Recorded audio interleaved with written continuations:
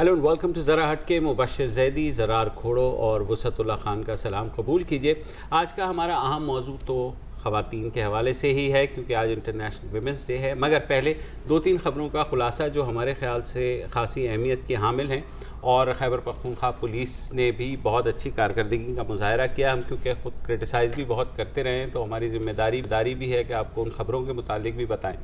पहली ख़बर है कि मशाल कत्ल केस में जो अहम मुलजिम है PTI का काउंसलर आरिफ, जो 10 माह से मफरूर था, आज उसे मर्दान पुलिस ने रिंग रोड के इलाके चिमतार से गिरफ़्तार कर लिया है। उसके बारे में इत्तला ये थी कि वो पहले अफ़गानिस्तान गया, वहाँ से तुर्की चला गया और अभी हाल ही में वो वापस आया था, और इत्तला मिलने पर मर्दान पुलिस ने छापा मारा है, जिसके बाद उसे गिरफ़्तार किया गया है। जो फ़ैसला आया था मशाल केस का, उसमें इनको मफरूर करार दिया गया था। और आरिफ वो शख्स है जिसने हल्फ लिया था मशाल खान को कत्ल करने वाले हुजूम से कि कोई पुलिस को कत्ल करने या गोली मारने वाले का नाम नहीं बताएगा। तो एक अहम गिरफ्तारी है। दूसरी, वो भी तौहीन रिसालत का मुजरिम हो, तस्वुर किया जाएगा। बिल्कुल, यही कहा उसने, तो और कहा था अगर FIR काटनी है तो काटो, मेरा नाम आरिफ है। हाँ, पूरा वीडियो में मौजूद, तो बस पूरा वीडियो हो गया ना काम। अब दूसरी अहम खबर, 27 दिसंबर को एक डॉक्टर कत्ल हुई थी कोहाट में, डॉक्टर आसमा रानी, जिनका अभी मफरूर था और बाहर भाग गया था। मुजाहिद आफरीदी उसका नाम था। तो खैबर पख्तूनख्वा पुलिस ने इंटरपोल के ज़रिए उसका सुराग लगाया और शारजा से ये खबर आई है कि आज उसको गिरफ़्तार कर लिया गया है। कब वो हवालगी होगी उसकी, उसकी तफसीलात तय हो रही हैं। अच्छा, जो करंट जो इसमें अपडेट है वो ये है कि अब तक सिर्फ एक फ़ोन आया है UAE पुलिस से कि जी हमने इनको गिरफ्तार कर लिया। हाँ, अभी वो मतलब डॉक्यूमेंटेशन जब एक्सचेंज होगी तो फिर पता लगेगा कि एग्जैक्टली क्या होना है। लेकिन अच्छी बात है, पख्तूनख्वा पुलिस ने कह दिया है कि ये गिरफ्तार हो गया। और ये दो नुक्ते थे जिन पर बहुत तनकीद भी की गई थी कि जी आरिफ कहाँ भाग गया, ये कहाँ है, किसी ने यहाँ पे छुपाया हुआ है, किसी ने टेबल के नीचे छुपाया हुआ है, ये भी बहुत बातें हुई थी।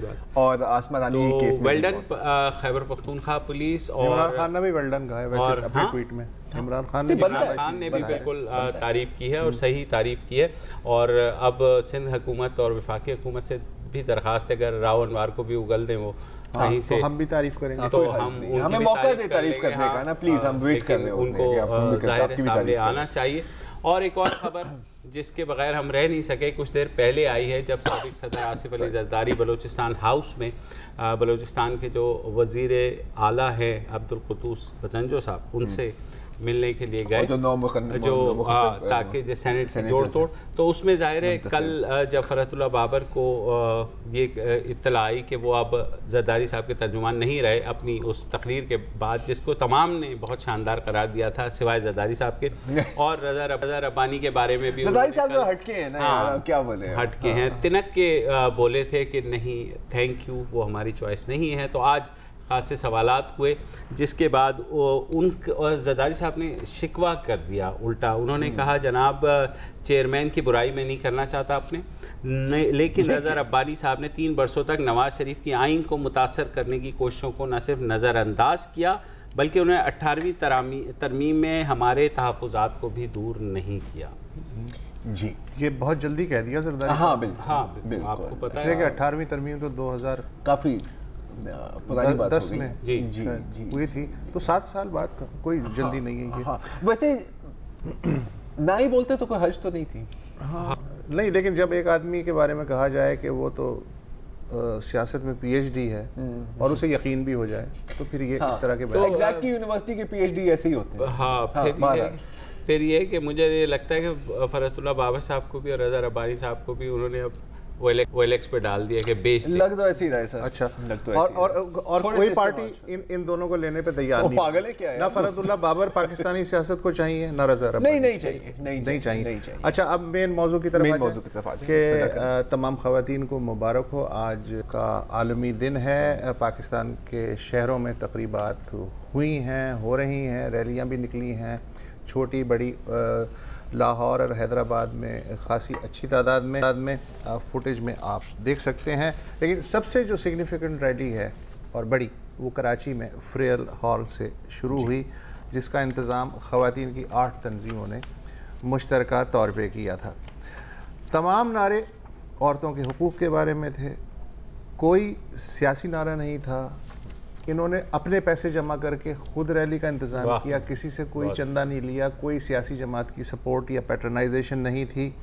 हर तबके की ख़वातीन, गरीब से लेके अमीर तक, शहरी से लेके देही तक, उसमें सलीबें भी थीं, गेरवा रंग भी था, सब्ज़ रंग भी था, जो सहरा की मलका तरन्नुम में माई ढाई जी उनके गीत भी गूंज रहे थे, ढोल की थाप भी थी और मोटरसाइकिलें भी थी। मतलब एक तरह की क्या कहना चाहिए कि बस ईद थी।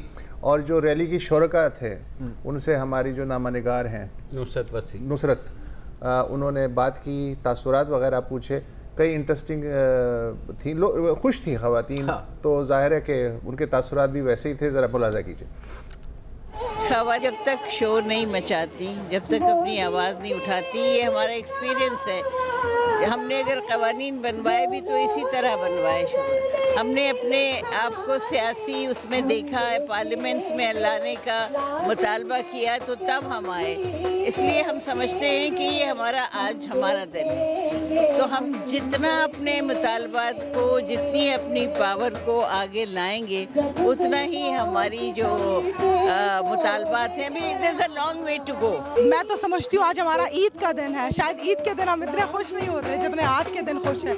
आप यहाँ देखें, हर तरह की कम्युनिटीज़ से लोग आए हैं, माइनॉरिटीज़ के सारे लोग हैं, क्रिश्चियंस, हिंदू, मुस्लिम, हम सारे लोग, सारी ख़वातीन मिलके इस चीज़ का इज़हार यकजहती कर रहे हैं कि औरत की आज़ादी को अब कोई नहीं रोक सकता, उसके हुकूक को अब कोई नहीं पामाल कर सकता, और जी औरत। अगर अक़लियत में देखा जाए, वैसे अगर देखा जाए पाकिस्तान में, तो हम जितनी भी अक़लियतें हैं, कुछ भी हैं, हम पाकिस्तानी हैं और पाकिस्तान में हमारा किरदार है। अगर हम आउट ऑफ कंट्री जाएँ तो वहाँ पर कोई ये नहीं कहता कि आप हिंदू हो, आप क्रिश्चियन हो या पारसी हो या कुछ, सब कहते हैं कि पाकिस्तानी हैं। हम पाकिस्तानी हैं और जिस तरह मर्दों को हुकूक मिलते हैं, हम औरतों को भी हुकूक मिलने चाहिए। अगर औरतों को मिलेंगे तो आने वाली नस्लों की बच्चियों को भी हुकूक मिलेगा। तो वैसे तो हर दिन ही औरत का दिन है, पर 8 तारीख को मखसूस इसलिए किया कि हर तबके से ताल्लुक़ रखने वाली औरत अपने घर से बाहर निकल आए और इस तरह के मार्च में शामिल हो जाए।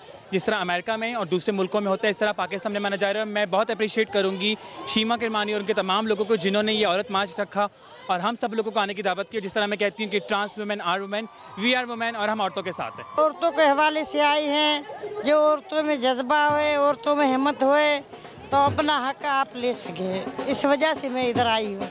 मैं खुद बांडर लेबर थी, मैं उधर आज़ाद होके मैंने अभी बंदे आज़ाद करवा रही हूँ। जैसा कि आप देख सकते हैं कि एक मर्द की तरह मैं बाइक चला रही हूँ, इसी वजह से कि औरत का हक बराबर है। औरत को आज़ादी चाहिए, उसको उसका हक दिया जाए। हमारा हक हमसे छीना जाता है, नाइंसाफी हमारे साथ की जाती है और हम बर्दाश्त नहीं कर सकते। कम से कम तुम लोग खुशियाँ नहीं दे सकते, खुशियों में शामिल तो कर लो। यानी सब रंग थे, बिल्कुल। सिर्फ एक कमी थी जी, वो क्या? वन मैन आर्मी की आसमान जहांगीर। वन मैन तो ना कहें, वन जो भी कहना चाहें यार, मतलब जो भी कहना चाहें, समझ गए। कोई मेरे ख्याल से गलत माने नहीं निकालेगा। बहुत मैंने बैनर्स देखे, आर्ट वर्क भी देखी, प्लकार्ड्स भी थे जिसमें आसमा बीबी की शक्ल थी, उनकी कोई सेइंग्स थी या उनकी जद्दोजहद में से कोई ना कोई एरा या पीरियड की पिक्चर थी। आज इसी हवाले से खुशखबरी ये भी है कि ब्रिटिश हाई कमीशन ने अनाउंस किया है कि आसमा जहांगीर के नाम में एक एनुअल स्कॉलरशिप लॉन्च, शेवनिंग वाली, और ये मिलेगी एक बेस्ट फीमेल शेवनिंग कैंडिडेट को साल में एक बार। पहले इसकी जो सिलेक्शन होगी वो इसी साल अगस्त में होगी। आज ब्रिटिश हाई कमिश्नर जो है टॉमस ड्रू साहब, उन्होंने इस बात का अच्छा, मुझे समझ नहीं आई कि अभी तक वफाकी हुकूमत या सूबाई हुकूमतों को ऐसा कोई ख्याल नहीं आया। शायद ये खबर पढ़ के ही आ जाए कि कोई देखिए यार, तुम एक तो जल्दी बहुत करते हो। ओ भैया, सेनेट का इलेक्शन हो जाए, चेयरमैन का हो जाए, उसके बाद थोड़ी सी फुर्सत मिले तो इन छोटे मसलों में। लेकिन बिल्कुल होगा सर, होगा और कुछ नहीं तो किसी खायबान का नाम तो बदलेगा ही बदलेगा। पक्की बात है, सोच नहीं बदलेगी, लेकिन सोच तो सर छोड़ देगा। लंबा काम है, देखो वो भी लंबा काम है।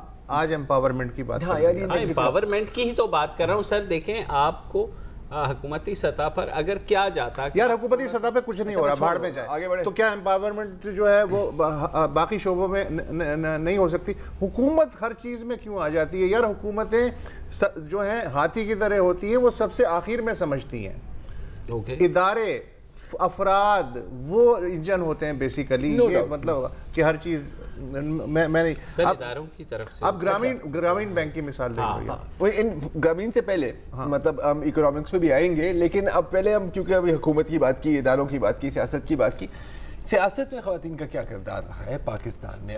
बहुत तनकीद की जाती है कि जी कोटा नहीं होना चाहिए, रिजर्व सीट्स नहीं होने चाहिए, आप मैदान में आए और इलेक्शन लड़ें, ठीक है।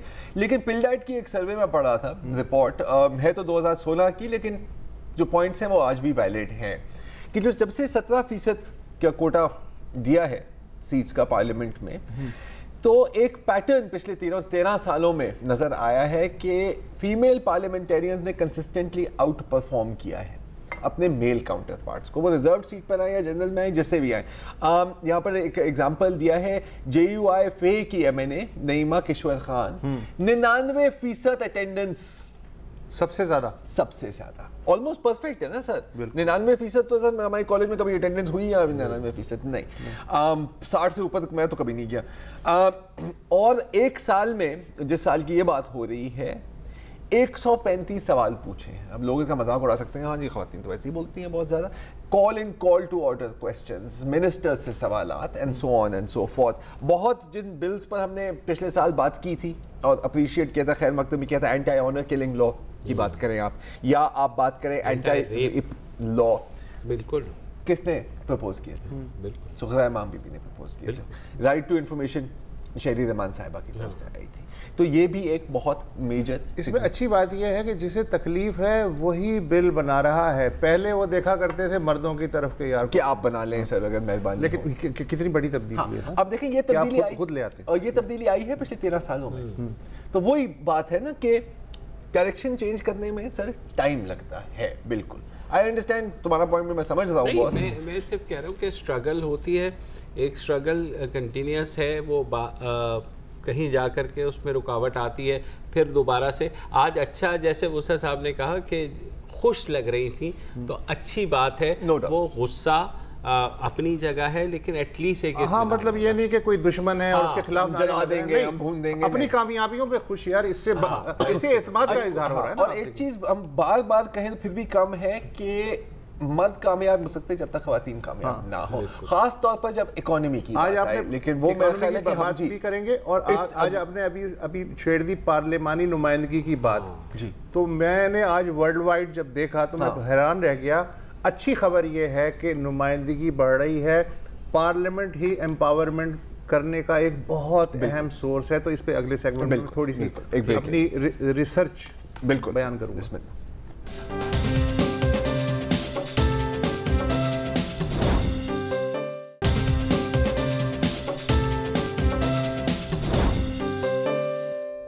Welcome back.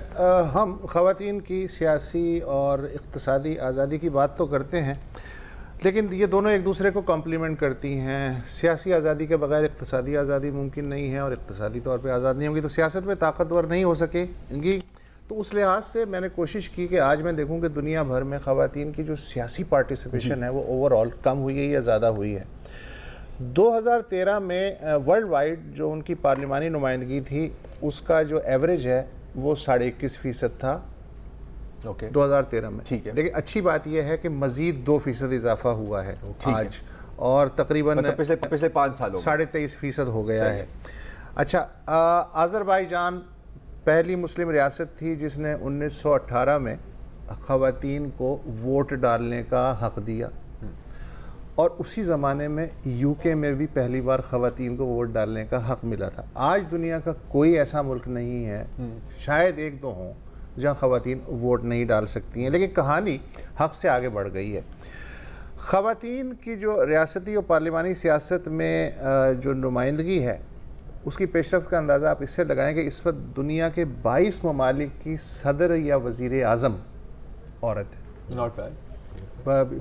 आपको पता है पहली जो खातून वज़ीर आज़म थी वो मिसेस बंदरा नाइके थी, 62 की बात है। तब से लेके इतना सफ़र हुआ कि आज 22 जो ममालिक हैं उसमें या वज़ीर आज़म हैं या प्रेसिडेंट हैं। अच्छा, रुआंडा थर्ड वर्ल्ड का एक गरीब मुल्क, उसकी पार्लियामेंट में सबसे ज़्यादा ख़वातीन की तादाद है दुनिया में। अच्छा, लोअर हाउस में हैं 61.3% जो लोअर हाउस के मेंबर हैं वो ख़वातीन हैं, और जो सेनेट है उसमें 39% जो मेंबर हैं वो ख़वातीन हैं। इसमें सॉरी मैं एक चीज़ का इजाफा करूं कि रवांडा में जो खाना जंगी हुई थी ना, उससे पहले 18% थी, उससे पहले 18% थी।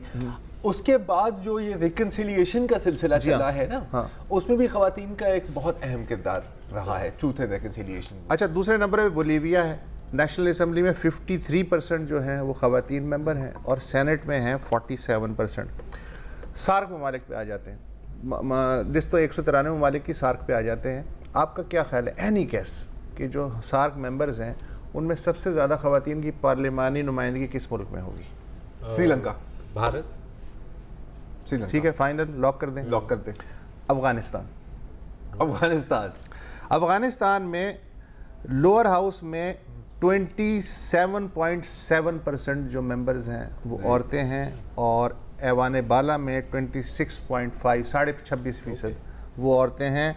उसके बाद पाकिस्तान का नंबर आता है जहां कौमी असम्बली में ख़वातीन की नुमाइंदगी 20.6% है, और सेनेट में इस इलेक्शन से पहले तक 18.3% थी। बांग्लादेश की असम्बली में भी तकरीबन 20% है, जो कि एक अच्छा रेशो है उस एतबार से।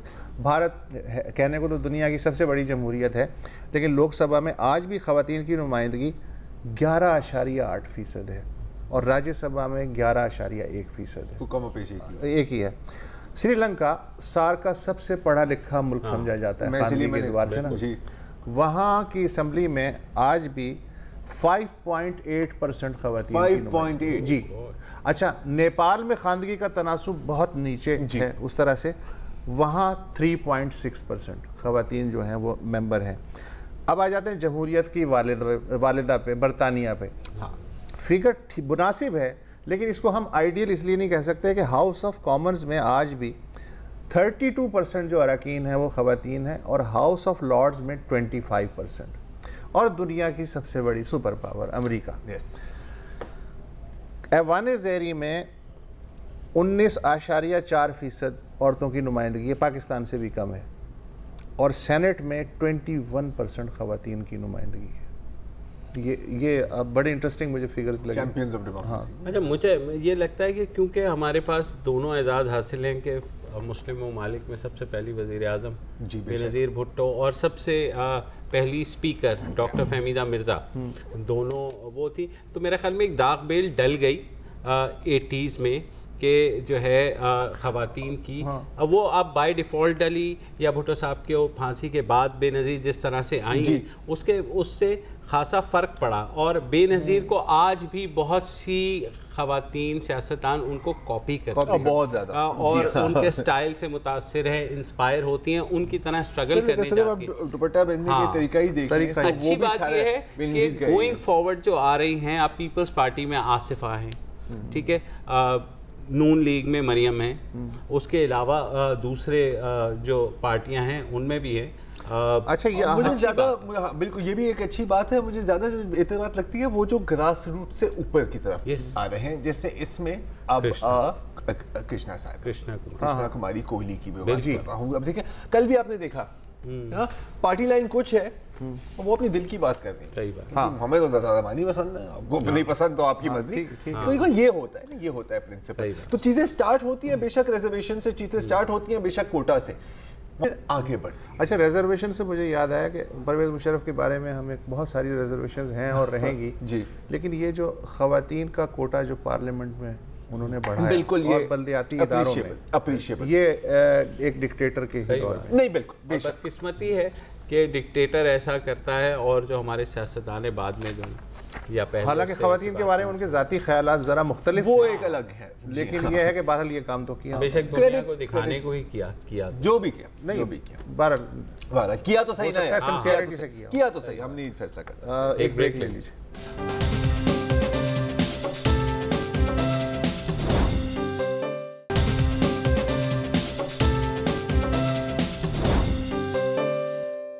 जैसे जैसे तरक्की हुई है ख़वातीन में कारोबारी रुझान भी बहुत बढ़ रहा है और अब ऐसे बहुत से इदारे खुल गए हैं जो ख़वातीन को ये मौक़े देते हैं। कराची में एक ऐसा ही इदारा है नेस्ट इनक्यूबेटर के नाम से, जहाँ पर ख़वातीन के लिए एक स्पेशल प्रोग्राम भी किया गया इस वीकेंड पे, जिसको कहा गया कि विमेन स्टार्टअप वीकेंड। नेस्ट की रूह रवा और सरबराह जहां आरा, उनसे मैंने जाके पूछा कि ज़रा मुझे बताएं तो सही ये विमेन स्टार्टअप वीकेंड क्यों आपने किया, तो सुनिए उनका क्या कहना था। हमने जब सोचा कि स्टार्टअप वीकेंड हम करते हैं, मगर स्टार्टअप वीकेंड विमेन एडिशन करते हैं, तो बहुत से लोगों ने हमसे कहा कि औरतें तो आती नहीं हैं, आप खामखा में कर रही हैं, कोई इंटरेस्ट नहीं होता है उनको। हमने कहा भाई कोशिश तो करनी चाहिए, देखते हैं। तो 250 एंट्रीज आई थी, तो ये तो खैर गलत वो हो गया कि विमेन इंटरेस्टेड नहीं होंगी।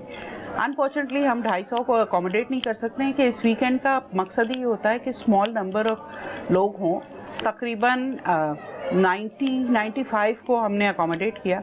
वो आई फ्राइडे को, उन्होंने पिच किया अपना आइडिया, 60 सेकंड में पिच करना होता है। उसके बाद वोटिंग होती है, तो जो लोग आए हुए होते हैं वही वोट करते हैं, और 16 या 17 एंट्रीज जिनको सबसे ज़्यादा वोट्स मिलते हैं, फिर उनसे कहा जाता है अच्छा अब आप सैटरडे और संडे को इन आइडियाज़ पे काम करें। और जिन लोगों की एंट्रीज नहीं पिक होती हैं वो इन्हीं टीम्स में से किसी टीम को ज्वाइन कर लेते हैं। तो अल्लाह का शुक्र है कि ज़्यादातर लोग जो हैं वो फिर भी टिके रहे, उनका आइडिया नहीं भी सिलेक्ट हुआ तो उन्होंने कोई टीम ज्वाइन कर ली। और फिर हमारे यहाँ कोचेज़ आते रहे, ज़्यादातर लड़कियाँ थीं जो ख़ुद पहले स्टार्टअप्स कर रही हैं, तो उन्होंने आके इन लोगों की मदद की, इनके आइडियाज़ इनकी मदद की कि वैलिडेट किस तरह करते हैं, किस तरह इसको आगे लेके चलें। तो एक्साइटमेंट बहुत रहा। इससे एक चीज़ ज़ाहिर होती है कि कोई अगर मना करे ना कि ये नहीं हो सकता है, तो कम से कम आदमी को कोशिश कर देनी चाहिए कि कोशिश कर लें, क्या होगा, ज़्यादा नहीं वर्क होगा ठीक है, फिर कुछ और ट्राई कर लेंगे, मगर ये वर्क हो गया तो मैं बहुत खुश हूँ। अब मैं समझती हूँ कि और चीज़ें करने की ज़रूरत है, अपॉर्चुनिटीज़ और प्रोवाइड करने की ज़रूरत है।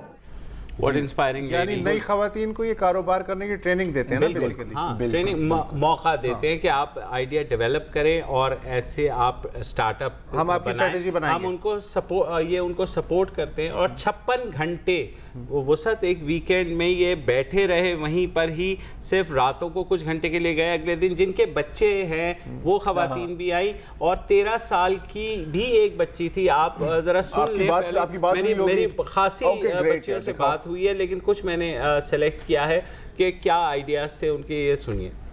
नेम इज़ निम्रा सुफियान, और बेसिकली हमारा जो आइडिया आया था आशा का, वो इसलिए आया था क्योंकि पाकिस्तान में स्पेशली ऐसी कोई जगह नहीं है जहाँ हम लोग सेफ़ हों।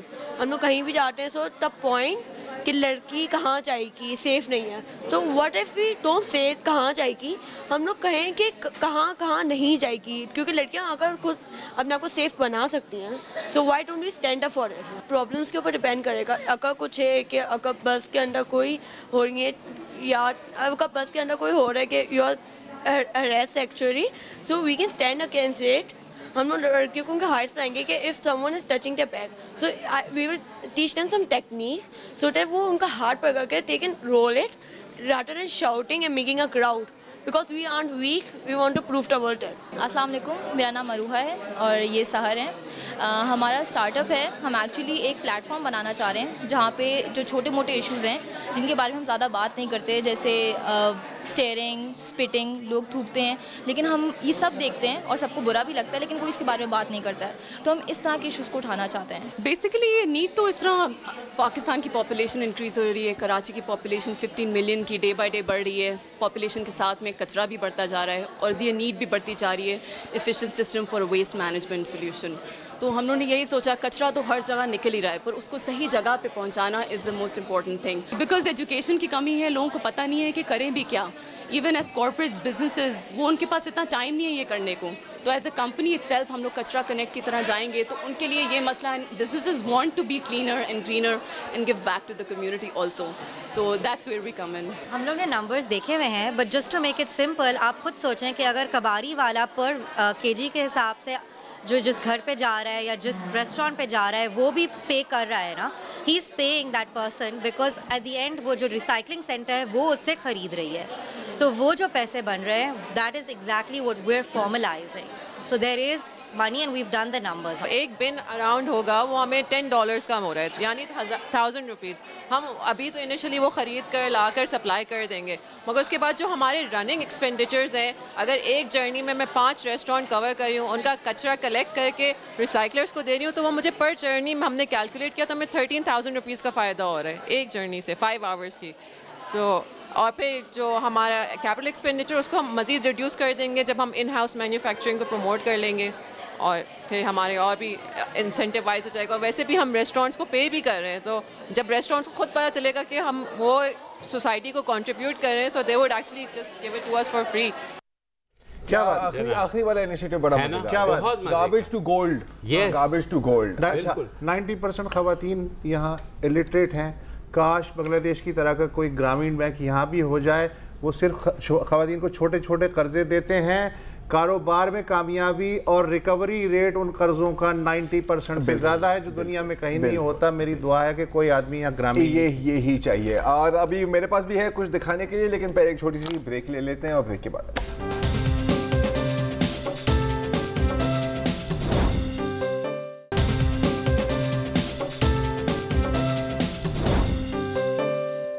Welcome back. और अच्छा, अब पिछले सेगमेंट में आप देख रहे थे कि हमारे मुबशिर भाई पहुंच गए नेस्ट एंटरप्रेन्योर्स से बात करने के लिए। तो मैंने कहा मैं भी थोड़े हाथ पैर मारूं, कोई काम करूं यार, मतलब वैसे मेरे को काम कर नहीं रहा होता, तो मैंने कहा मैं भी इसी इवेंट पे जाता हूं। लेकिन जिस इवेंट पे मैं गया वो जरा नहीं बल्कि बहुत ही हटके था। देख लीजिए।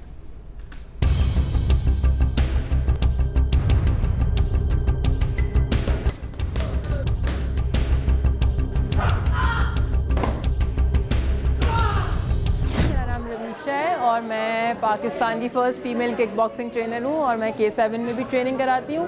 Let's start with basic jumping jacks. 1 2 3। K7 में मुझे ऑलमोस्ट 5 इयर्स हो गए हैं। I started here as a student और मेरी काफ़ी इंटेंसिव ट्रेनिंग हुई। उसके बाद after 3 years I starting assisting my coaches and then it's been 2 years कि मैं I been conducting my classes है।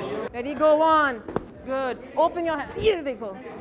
और क्योंकि आज विमेंस डे है तो इसलिए every Women's Day we do this special programme जिसमें we call people from outside, ladies only, and then हम उनको किक बॉक्सिंग का बेसिक्स बताते हैं। जैसे आपने अभी देखा होगा, थोड़ा हमने उन्हें वार्म अप कराया, थोड़े स्ट्रेचेस कराए, थोड़े बेसिक शॉट्स बताए, थोड़ी एल्बो स्ट्राइक्स बताई, नी स्ट्राइक्स, जो कि बहुत एसेंशियल होती हैं किसी भी ट्रेनिंग में, स्पेशली किक बॉक्सिंग। अच्छा है कि पीपल शोड अप और इन्होंने आई होप कुछ सीखा, और हमने इनको सेल्फ डिफेंस भी सिखाया कि किस सिचुएशन में अपने आप को किस तरह डिफेंड करना है, जो कि बहुत इंपॉर्टेंट है।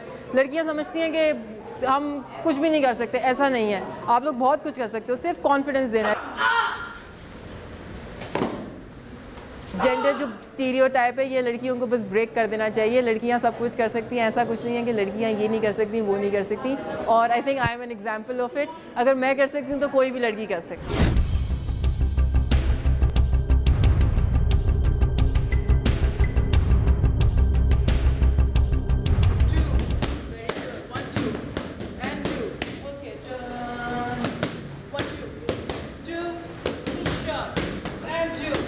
इसमें मेन जो फोकस था वो था वुमेन एम्पावरमेंट, यानी कि ख़वातीन का आलमी दिन को सामने रख कर हमने ये हमेशा से किया है। और 8 मार्च को हम हमेशा, ये हमारी इंडोर्समेंट है कि हम ख़वातीन के लिए हमेशा ही करते हैं। तो लेकिन क्योंकि ये वर्ल्ड के साथ हम कनेक्टेड हैं, अदरवाइज़ हमारे लिए डेली ख़वातीन का दिन होना चाहिए, क्योंकि उनके लिए ही हम यहाँ पर मेहनत करें ताकि उनको मज़ीद सेल्फ डिफेंस और कॉन्फिडेंट दें। अस्सलाम वालेकुम, मेरा नाम अंजा साकिब है। हमेशा अपने आप को सेफ़ एंड सिक्योर रखने के लिए हमें एक तो मेंटल अलर्टनेस बहुत ज़रूरी है।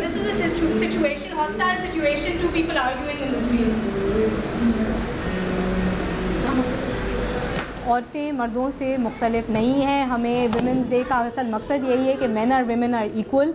हम हर डे यहाँ पे K7 में वुमेंस डे ही होता है, हर डे एथलीट्स डे होता है। हम लोग जब स्पोर्ट्स करते हैं ना तो हम कभी भी औरत और मर्द का फ़र्क नहीं देखते हैं। ये सेशन बहुत अच्छा था। एक्चुअली ये सारी ख़वातीन के लिए ज़रूरी है कि वो सीखें कि अपनी हिफाजत कैसे करनी है। इससे उनमें कॉन्फिडेंस भी आएगा, उनको पता होगा कि बाहर मूव करना है, अगर कोई इंसिडेंस होता है, कोई हैफाजत होता है तो अपने आप को कैसे सेव करना है, अपने अंदर जो उनके अंदर पावर है उसको कैसे यूटिलाइज़ करना है। ये सेशन बहुत ही अच्छा रहा और हमें यहाँ पर बहुत सारी चीज़ें सीखने को मिली हैं। सेल्फ डिफेंस जो कि पाकिस्तान में और आजकल के जो सब माहौल है उसमें सीखना बहुत ज़रूरी है। किस तरह अपने आप को आप डिफेंड करें, किस तरह अटैक होने से रोक सकें। आई थिंक वुमेन्स जो हैं वो मेंस के लेवल पे आ सकती हैं और they can do everything man can do. तो अभी आपने सारी डेमोन्स्ट्रेशन वगैरह देखी है, कोई किसी को लात मार रहा है, कोई किसी को पंच मार रहा है। मैं नहीं मानता, क्योंकि ये लोग सारे ड्रामा करते हैं, प्रोफेशनल्स हैं, और ये मैं कैसे मान सकता हूँ और आप कैसे मान सकते हैं कि रमीशा जैसी एक दुबली पतली लड़की मुझ जैसे एक टफ मस्कुलर मर्द को गिरा दे। तो रमीशा, आई डोंट बिलीव यू, मुझे दिखाएं, मुझे प्रूव करें, क्योंकि मैं आपकी बात नहीं मान रहा था।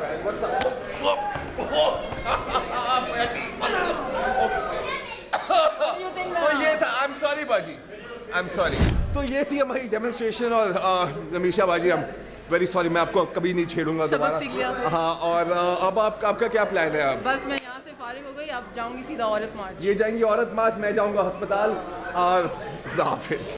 देखो ये करना होता है काम ये होता है। आपने रमीशा बाजी को छेड़ा था क्या? मैंने छेड़ा था। क्या कहा? यार मतलब बता दो यार, मुझे ज्यादा प्रैक्टिस नहीं है छेड़ने की, कभी जरूरत नहीं पड़ी यार। नहीं, अल्फाज बता दो क्या? You know like hey baby है, यू नो, मैं थोड़ा सा यूं किया। ओ चम्मा रहा है, चम्मा रहे हैं भाई। वो असल जो एडिटिंग जिसमें चमाट भी खाई थी वो मैंने हटा दी है सारी। नहीं यार, वो हटा दी। किरदार भाई का इमेज है यार, भाई का इमेज खराब करने का नहीं है यार। नहीं, आपने बहुत कम अपने बारे में दिखाया, मैं ज्यादा एक्सपेक्ट कर रहा था। अच्छा, एक पार्ट 2 करें इसका। बिल्कुल, नाक अगर रगड़ दी जाती ना तो ज्यादा। सर इसीलिए मेरा ख्याल यार पहले ही दर्द हो रही है, मैं हंस नहीं सकता। हमारा वजन 6 दफा गिरा हूं मैं।